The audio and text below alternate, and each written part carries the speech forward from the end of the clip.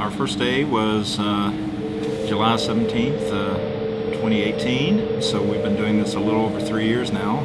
But our people have supported us, and we've been very grateful to the people of Georgetown who've come in for their neighborhood favorite. We know some history of the building. We do know that it had been an antique store. We also knew it had been a Western Auto. My husband owned where the Kentucky Foam is now. We own that building. And he was downstairs. We had an antique shop there. We know that it used to have another story up on top, but that burned, and the top was just sealed off. We did a little checking around and talked firsthand with the previous owner as well as the previous employee here. They had a home on Hamilton Street, and they were having experiences at their home with an apparition of a little girl. And they got in their head that the little girl had followed them here because more kind of playful things were happening. He was down in the basement putting racks in for storage space, and he was missing one shelf. One of the college girls was working with him, and they came upstairs and said that they had to go to the way back of the building to find a shelf to put on this standing rack. When they came back, there was a shelf on the rack.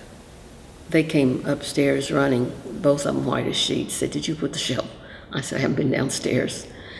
And how did that happen? It was a very helpful ghost. So they decided to bring in a friend of theirs who was a ghost hunter / clairvoyant person.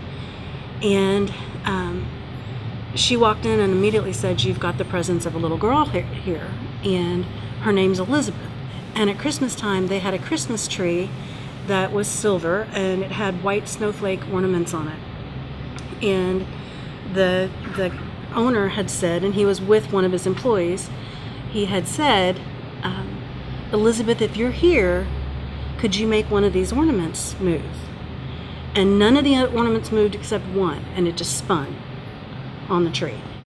The things that we've experienced ourselves, we haven't actually had spinning ornaments or anything like that, but on occasion a door will open where it was closed before. You would pass by and the door's closed, and then you come back and it's open, and then you come back and it's closed again, which is always kind of interesting. And of course, on occasion, when I'm downstairs, I swear that I can hear someone walking across the floor here above me, and when I go upstairs, I think someone is coming in. Of course, there's no one there. And there's generally a creepy feeling down the basement sometimes, particularly late at night. I don't know if it's just me. But again, the energy's always been positive. It's always been playful. And again, doors opening and closing when you're not expecting them to, that could unnerve you a little bit. Yeah, because I think you make a mental note. It's just like at your house. You know where you leave everything. You know where, how you've left everything. And then when you come back into a room and it's not left the exact same way, you're kind of like, and did somebody move it? Did I move it and forget? Yeah. But usually we attribute it to probably somebody's having a game with us. Yeah, Elizabeth, I guess. As far as the belief goes, I'm more along the lines of it's got to be almost anything else. However, whatever you rule out, no matter how improbable, has to be the truth.